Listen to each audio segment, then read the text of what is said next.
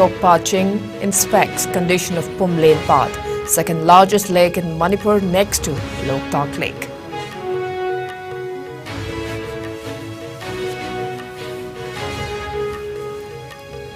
Five poachers nabbed with arms and ammunition during operation at Nongmai Ching Reserve Forest under Central Forest Division.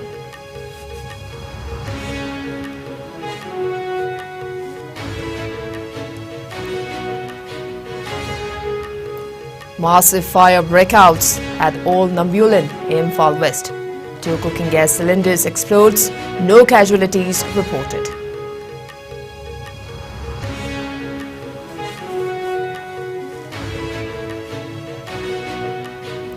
At least 36 people killed in flooding and landslides in Brazil's Sao Paulo state. Dozens of people missing, death toll expected to rise.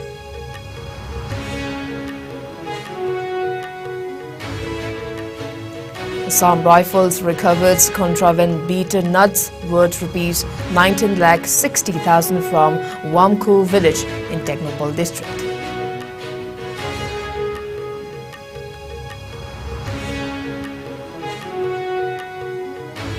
And the chairman of Lamjingba groups of companies, Samisam Jackie, formally arrested by Imphal police in another FIR case registered against him.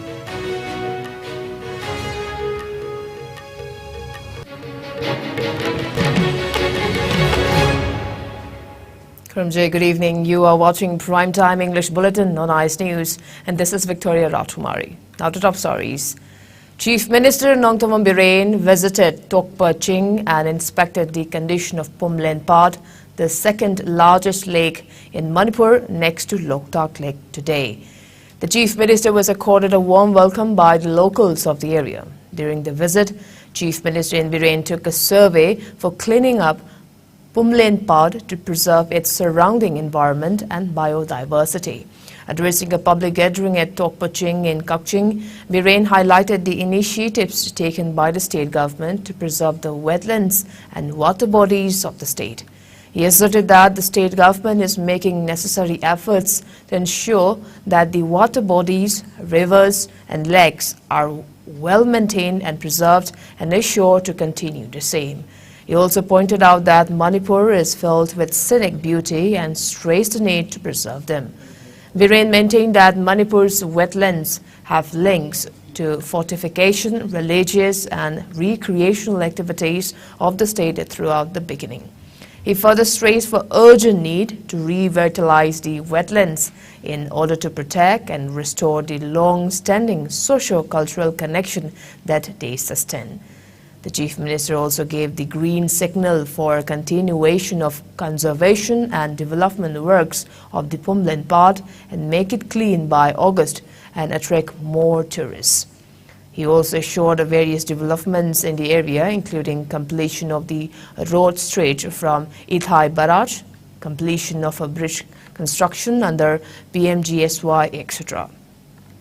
Regarding settlement in the area and the fear among the inhabitants of the eviction, the Chief Minister said if the settlement were there from before the notification of reserve forest area, they could be exempted and provided patas. At the same time, the Chief Minister urged against constructing structures on the water bodies to preserve the lake. Afterwards, the Chief Minister also inspected the Mondum Mahadev temple at Thongam. The Chief Minister offered prayers for peace, harmony and prosperity for the state. He also inspected the site for its renovation and maintenance. Yanglam MLA Dr. Y. Radhesham, Chairman of Loktak Development Authority M. Ashni Kumar and many officials accompanied the Chief Minister during the visit.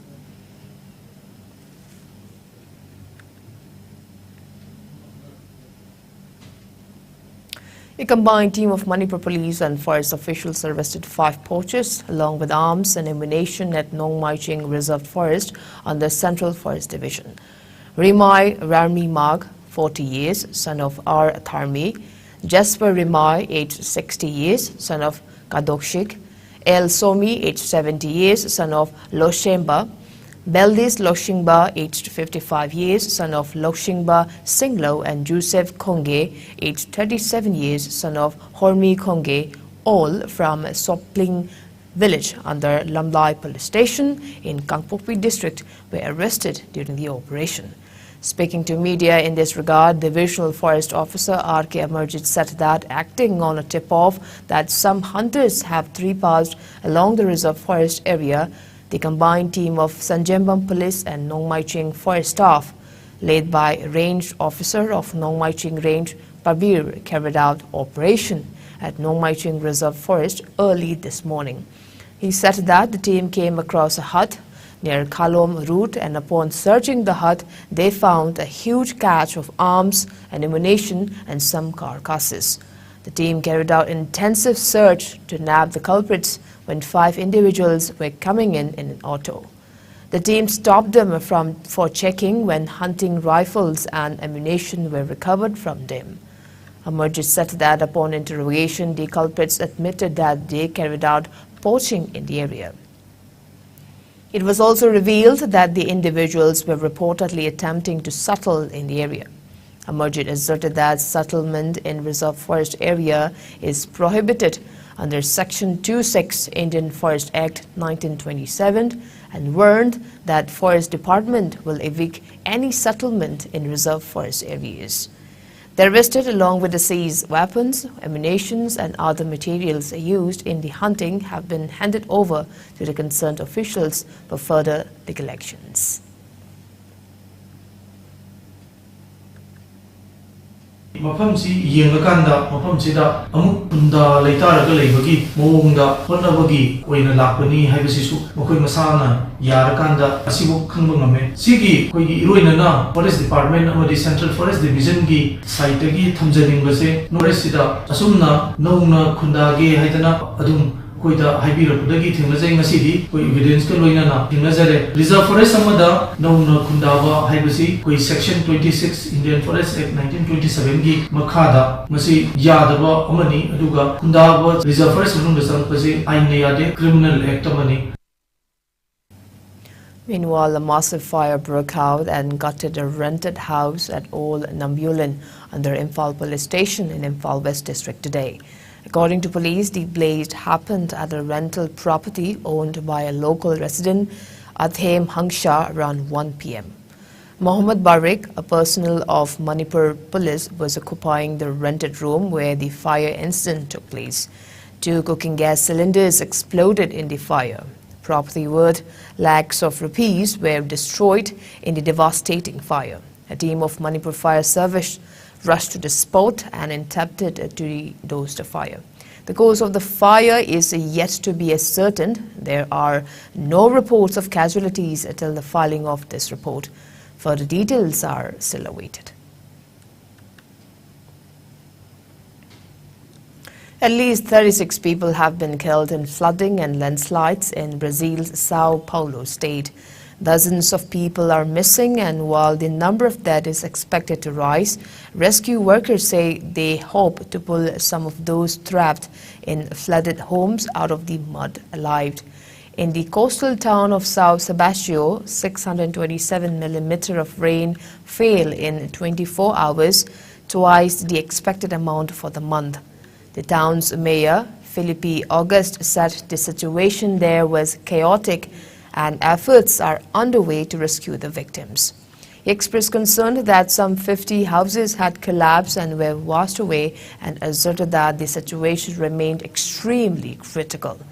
The state government reported at least 35 deaths in Sao Sebastião, and in Ubatuba, a 7-year-old girl was killed when a boulder weighing 2 tons hit her home.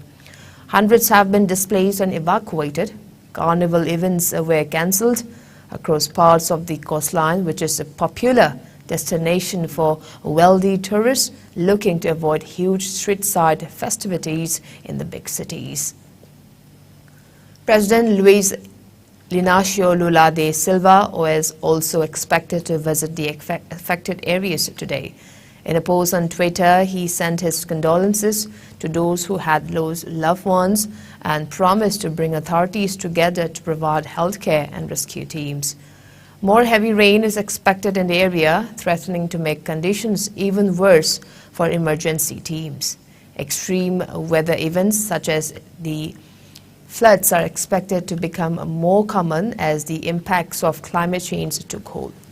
Last year, torrential rain in the southeastern city of Petropolis killed more than 230 people.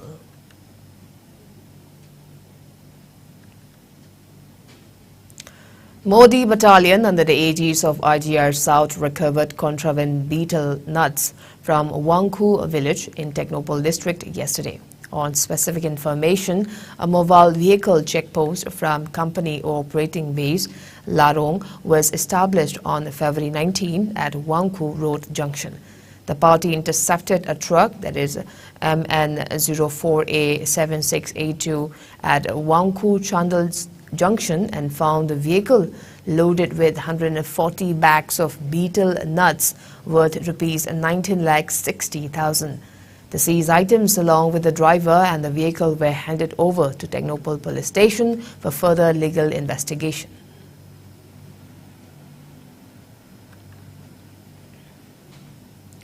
Imphal police station formally arrested Sanasam Jackie, that is the chairman of Lumjingba group of companies, in connection with another FIR case registered against him and remanded 2 days police custody for further investigation of the case.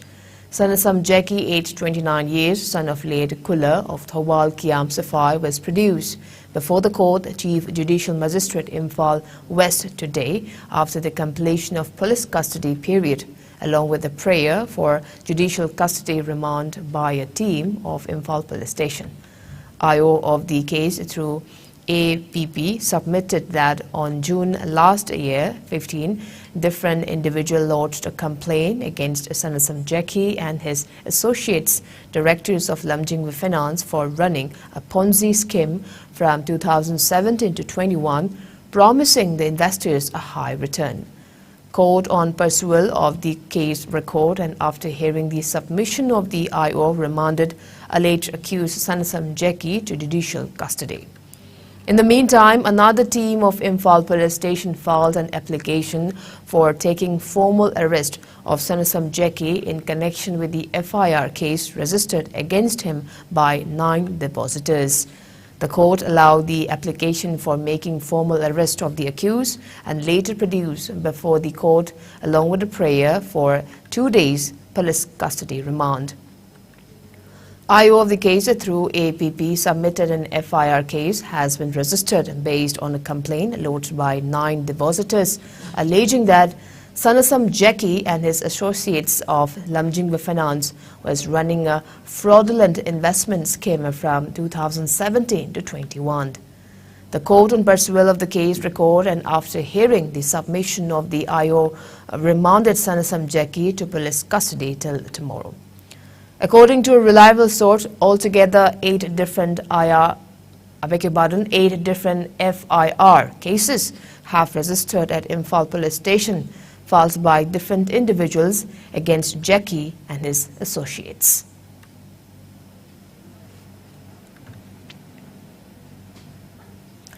Home Minister Amit Shah on February 20 said that the BJP government will soon bring solution to Naga political issue and added that the solution is in the final stage. Government is tirelessly working on it. Addressing an election rally in Mon Town in Nagaland, the Union Home Minister said that the commitments given to Eastern Nagaland People's Organization, which was seeking a separate state, will be fulfilled in letter and spirit. He said that Nagaland Chief Minister Nephew Rio, Deputy Chief Minister Y. Pathan and State BJP President Thamjen Imna Along are witnesses that the centre has taken lots of efforts to solve the decades-old issue. The Home Minister said that he had visited the town of Mon for the first time and announced that he will be staying with the people of Mon tonight. During his visit, Shah expressed his admiration for the way the Naga society respects women and credited this as the reason why BJP has appointed women Rajya Sabha MPs from Nagaland. He went on to say that he has closely observed Naga culture and tradition since becoming Home Minister, and that the sacrifice of Naga people for the country can never be forgotten. Shah also praised Prime Minister Narendra Modi for initiating peace and developmental works in Nagaland, particularly in eastern Nagaland, which was formerly known as Nefa. He acknowledged the sacrifices made by the people of Nagaland and expressed his gratitude to them on behalf of the country. Shah shared the achievements of the Modi government in the northeast region, including the allocation of Rs 7 lakh crore for development and the upgrading of infrastructure. He also mentioned that the Modi government had invested 4,800 crore rupees in Nagaland in 2022-23 compared to the rupees 1,300 crore invested by the Congress party in 2009-10.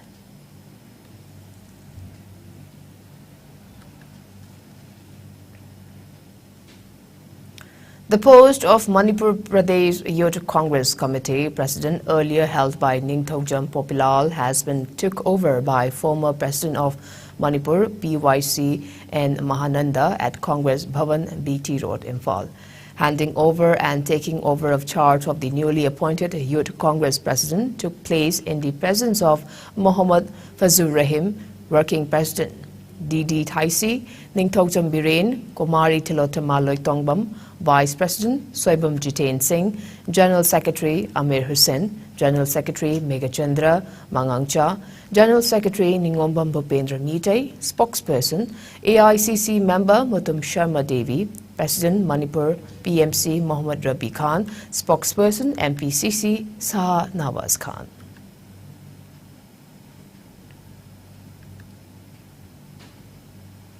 Lamp lighting and oath-taking ceremony of second batch 2022-23 of GNM Training School Thobal under Directorate of Health Services, Government of Manipur was held today.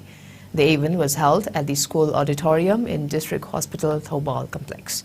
Speaking at the event, Chief Medical Officer Thobal, Dr. Y. Nokul, emphasized the significance of doctors, nurses, and those in medical profession in the society. He highlighted the plight facing the state healthcare sector due to lack of adequate nurses.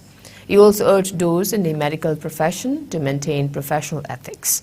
Manipur Nursing Council Registrar A. Jamuna, District Hospital Thobal Medical Superintendent Dr. W. Rohini Kumar, and Principal of GNM Training School Thobal and Menchobi took part in the event. Students also paid tributes to founder of modern nursing, Florence Nightingale, at the occasion. The event witnessed various cultural and traditional performances.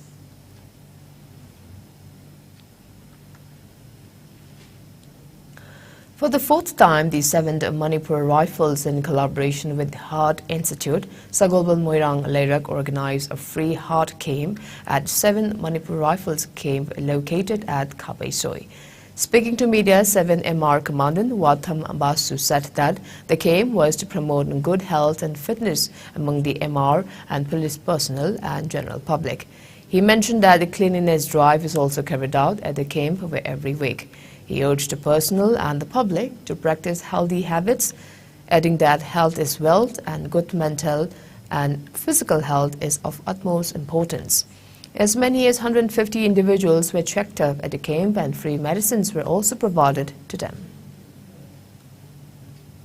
Akogi pandamdi to serve them, to serve the mankind, and to serve the nation. Adu akogi personal yaw original kay akogi personally to original. We can serve the nation and its mankind with best health. Adugi pandamni. Akogi battalion sida ina health talk for nightly health talk ina introduce tawi program adung matra mathui sugre. Akogi unit doctor sing na various topics mayam officers amasung akogi personally sida phamal laga mayam pulap tamoina takpani dengue, diabetes, hypertension, siu manas chingba kaya ama class to hore. Aru makhata na to gigani general health checkup all battalion ke officers yaw ga loina ma akogi hujik tawri loina ma ki loisalak tore post chat laga health panabi damakta sport health checkup aina isa yaw ko unit doctor ko post mayam chat laga ju tawjai ko unit library amasu ko na hangjare ko sibai singi recreation amasung moigi welfare well-being gini moi sidagi larik YBI free of cost moi macha singi amasung moigi ko unit school da tamba satra sing je ko local area community singini moi da ju larik waheli free of cost community service oina se akoina si loina ngami je kari gino ha kanda is all because of team effort and we are working hard to deliver more. Technopol Battalion under the aegis of IGR South constructed and handed over a community hall at village Molfei under the Operation Sadhana. Village Molfei is located near the India-Myanmar border and is one of the most remote villages of the Technopol district. The community hall will play a vital role for the village authorities in organizing meetings, functions and festivals. The village authorities and villagers of Molfei expressed their heartfelt gratitude to Assam Rifles for carrying out such an infrastructure development project in the village, said a press release from Assam Rifles.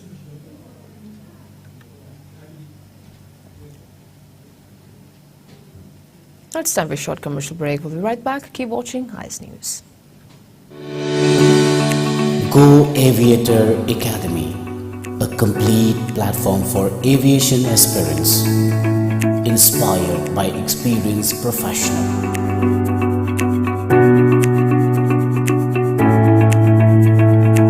Come and join with us, a course designed for cabin crew and ground staff to help turn your dreams into reality.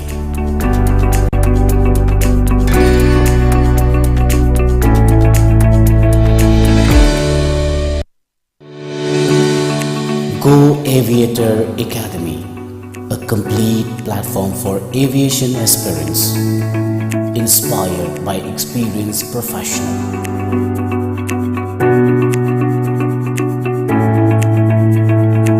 Come and join with us, a course designed for cabin crew and ground staff to help turn your dreams into reality.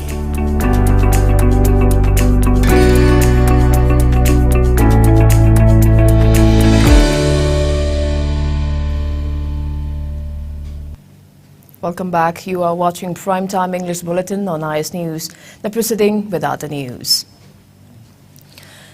Here is a clarification with regard to MPCC news carried in this bulletin just before ago. The news should be read as Ningthaujum Popilal formally took over the charge of President of Manipur Pradesh Youth Congress Committee today at Congress Bhavan, BT Road, Imphal. He was appointed as President of Manipur Pradesh Youth Congress Committee on February 9th last. Handing over and taking over of charge of the newly appointed Youth Congress President took place in the presence of Mohammad Fazur Rahim, Working President, Didi Thaisi, Ningthaujam Birain, Kumari Tilotama Loitongbam, Vice President, Soivam Jitain Singh, General Secretary, Amir Hussain, General Secretary, Megachandra Mangangcha, General Secretary, Ningombam Bhupendra Mite, Spokesperson, AICC Member Mutum Sharma Devi, President Manipur PMC Mohammad Ravi Khan, Spokesperson MPCC Sa Nawaz Khan.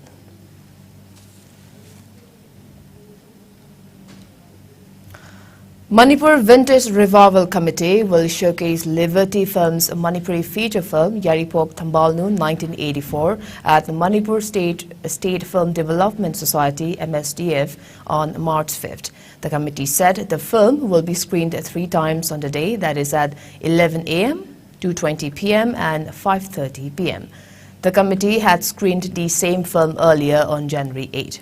Manipur Vintage Revival Committee also highlighted its initiative to revive and promote Manipuri celluloid films and urged the public to extend their support and cooperation to the committee. In the last 24 hours, Manipur reported 0 coronavirus cases. According to the latest updates from the Manipur COVID-19 Command Control Room, altogether 89 samples collected and tested in the same hours confirmed negative for the virus. The cumulative doses are 32,68,768. The COVID positive tally remains at 1,39,924, while the death toll remains static at 2,149.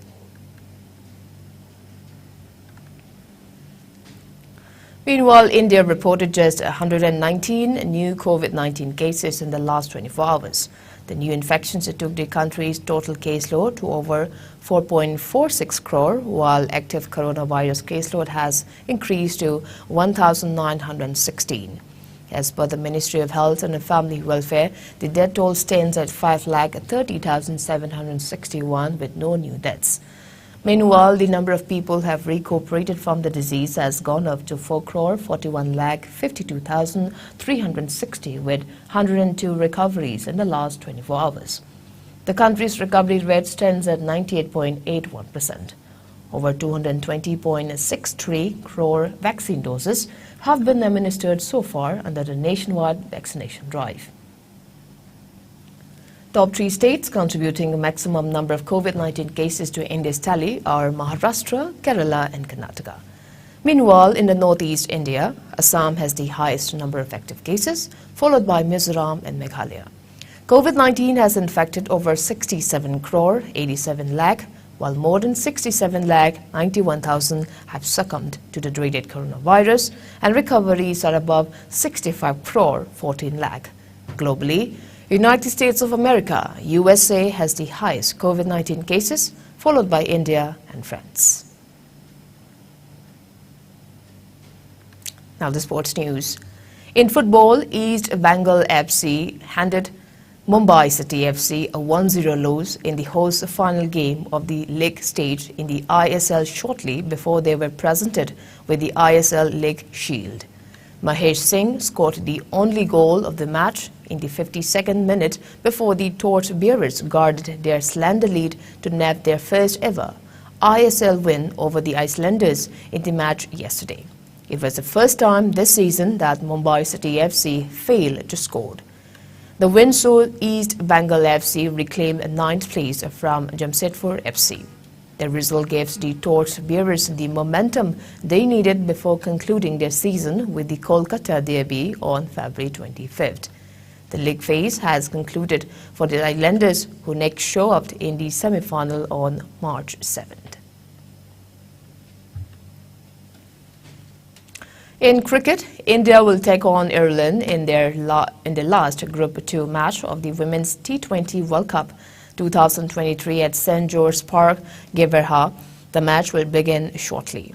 In the last match against England, England beat India by 11 runs at St. George's Park, South Africa in their Women's T20 World Cup 2023 match.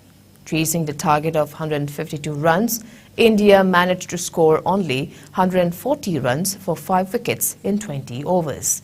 Smriti Mandhana scored the highest 52 runs for India, while Sarah Gleyn took 2 wickets for England. Mandhana's 52 from 41 was the top score in the reply, with Richa Ghosh finishing unbeaten on 47 from 34. But only one other Indian batter reached double figures as they fell 11 runs short of the target. Therefore, Harmanpreet Kaur-led side will now need not only a win against Ireland in its last group match, but also a big one to have any chance of filling up the remaining semi-final spot from Group 2. And before we wrap up, let's take a quick look at the headlines once again.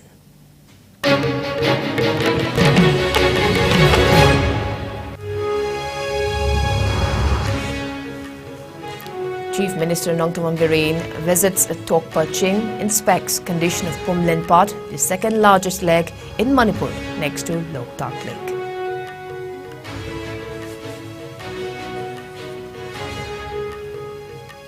Five poachers nabbed with arms and ammunition during operation at Nong Mai Ching Reserve Forest under Central Forest Division.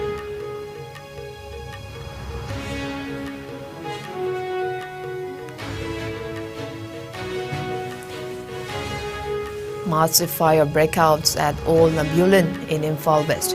2 cooking gas cylinders explode. No casualties reported.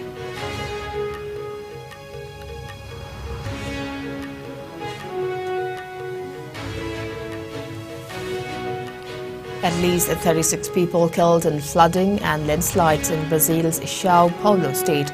Dozens of people missing, death toll expected to rise.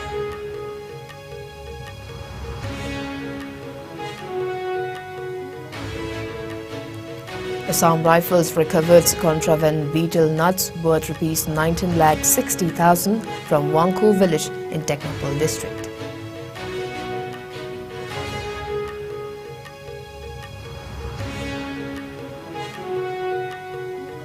And chairman of Lamjingba Group of Companies, Sanasam Jackie, formally arrested by Imphal police in another FIR case registered against him.